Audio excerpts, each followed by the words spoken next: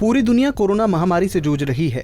उससे बचने के उपायों और वैक्सीन की खोज भी की जा रही है।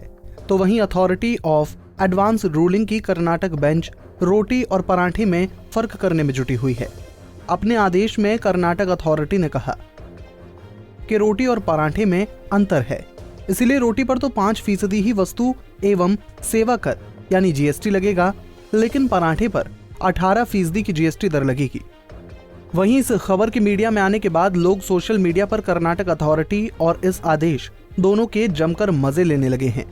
इतना ही नहीं, मशहूर उद्योगपति आनंद महिंद्रा ने भी ट्वीट कर इस पर चुटकी ली। उन्होंने ट्वीट किया, देश जब कई तरह की चुनौतियों का सामना कर रहा है तो ये बात आपको चकित कर सकती है कि हम पराठे को लेकर चिंतित हैं। भारतीयों में जिस तरह से जुगाड़ का कौशल है, मुझे पक्का यकीन है कि कोई परोटीज का एक तीसरी श्रेणी भी तैयार कर ही लेगा। अर्ध्य मित्रा नाम के एक यूजर ने लिखा, पराठों पर 18% जीएसटी लगेगा जबकि रोटी पर 5% जीएसटी लगेगा। इस बीच पूड़ियां अपने अस्तित्व के संकट का सामना कर रही हैं। ये अन्याय क्यों? इस असमानता के खिलाफ आप आवाज उठाएं। वहीं सुशांत भारती ने लिखा कि कोई भी अब रोटी, कपड़ा और मकान का सीक्वल परोठा, कपड़ा और मकान बनाने की हिम्मत नहीं करेगा। तो दीपिका नाम की एक यूजर ने ट्वीट किया कि अब मैं केवल रोटी खाऊंगा, कोई परोठा नहीं। हालांकि इन सब के बीच नान, कुलचा और पूरी सभी इस भेदभाव पर नाराज हैं। अब आइए आपको पूरा मामला बताते हैं। दरअसल एक प्राइवेट फूड मैन्युफैक्चरिंग कंपनी ने एएआर के पास आवेदन किया था।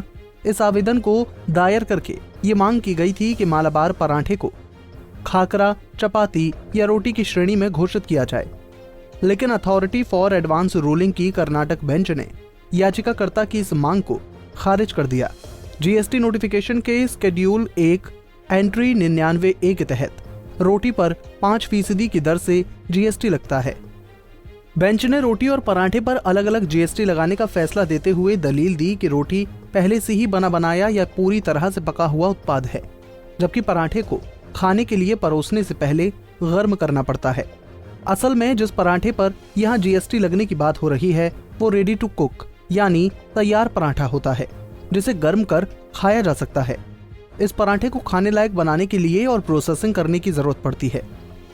आवेदन दायर करने वाली कंपनी बेंगलुरु की ID fresh food India private limited है, जो रेडी टू कुक फूड्स जैसे इडली, डोसा, पराठा, दही और पनीर जैसे खाद्य पदार्थ सप्लाई करने का काम करती है। कंपनी ने एक याचिका दायर कर मांग की थी कि गेहूं से बने पराठे और रोटी पर एक समान जीएसटी दर लगाने का आदेश दिया जाए।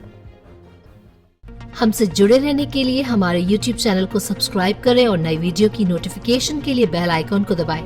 अगर आप ये वीडियो Facebook पर देख रहे हैं तो लाइक जरूर करें और ज्यादा से ज्यादा शेयर करें। धन्यवाद।